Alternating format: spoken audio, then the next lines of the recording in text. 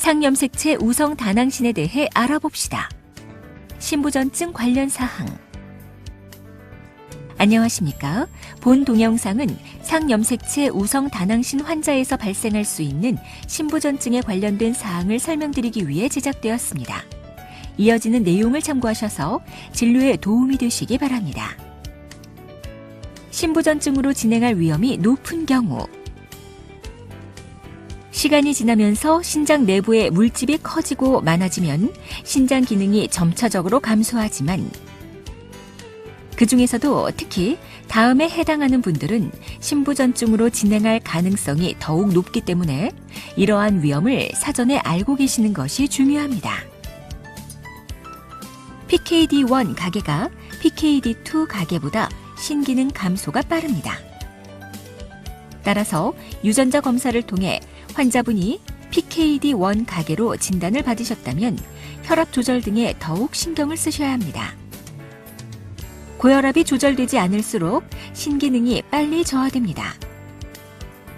따라서 다낭신 환자분은 저염 시기와 고혈압 약물을 사용해서 혈압을 120에 80mm Hg까지 정상으로 유지하는 것이 중요합니다.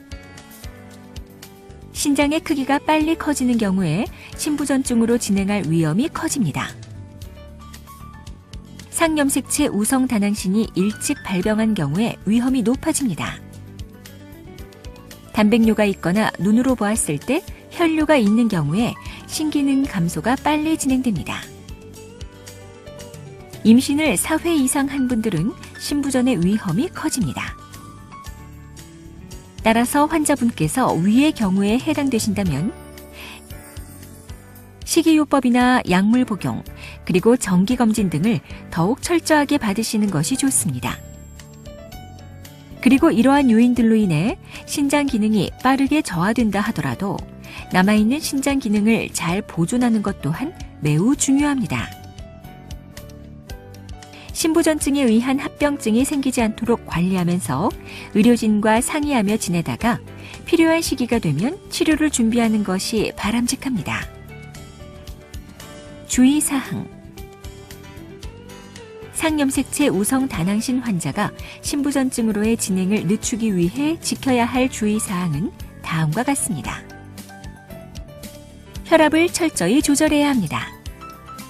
같은 다낭신 환자라도 혈압을 잘 조절하여 정상으로 유지하는 경우에는 신장 기능이 잘 유지되는 반면 고혈압이 동반되는 경우에는 신장 기능이 훨씬 빠른 속도로 감소합니다. 혈압을 조절하는 데에는 소금을 적게 섭취하는 저염 시기가 도움이 되지만 필요한 경우에는 혈압약을 복용해야 합니다. 그리고 가벼운 운동을 하는 것도 혈압 조절에 효과가 있는데 산책이나 수영, 가벼운 에어로빅 등은 건강에 도움을 주지만 농구나 축구처럼 배나 옆구리에 타격을 줄 수 있는 운동은 피해야 합니다. 저단백식이 등 적절한 식이요법이 필요합니다. 단백질을 적게 섭취하는 저단백식과 충분한 수분 섭취 등 적절한 식이요법이 중요하며 카페인이 함유된 음료는 삼가는 것이 좋습니다. 연구에 따르면 일단 신기능이 감소되기 시작한 경우 조기에 저단백 식이를 하는 것이 신장 기능의 감소를 지연시키는 효과를 가진다고 보고되어 있습니다. 하지만 단백질 섭취를 지나치게 제한하여 영양실조에 빠지는 일이 없도록 적당한 양의 단백질을 섭취하는 것은 필요하며 콩 등의 식물성 단백질을 섭취하는 것도 좋습니다. 그러므로 식이요법을 하실 때는 의료진과 상의하여 영양이 부족하지 않은지 세심한 관찰이 필요합니다. 신부전증이 발생한 이후의 치료. 만일 신장 기능이 계속해서 감소하여 말기 신부전증에 도달하면 투석이나 신장 이식을 하게 됩니다. 신장 기능을 대신하기 위해 복막 투석을 받을 수는 있지만 커진 신장이나 간 때문에 복부 공간이 적은 경우가 많은 관계로 다낭신으로 말기 신부전에 이른 환자의 대부분은 혈액투석이나 신장 이식을 받게 됩니다.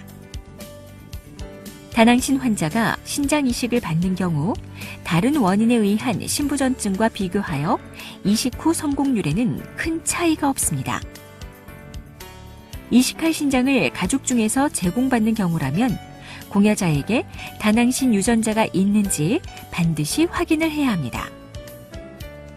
한편 신장 이식을 할 때에는 새로운 신장을 방광에 가까운 골반 부위에 이식하기 때문에 원래 있던 다낭신을 반드시 제거해야 하는 것은 아닙니다. 하지만 반복되는 혈뇨나 물집의 감염, 심한 고혈압이 있는 경우에는 기존에 있던 신장을 절제하는 것이 바람직합니다. 지금까지 상염색체 우성 다낭신에 대해 설명드렸습니다. 감사합니다.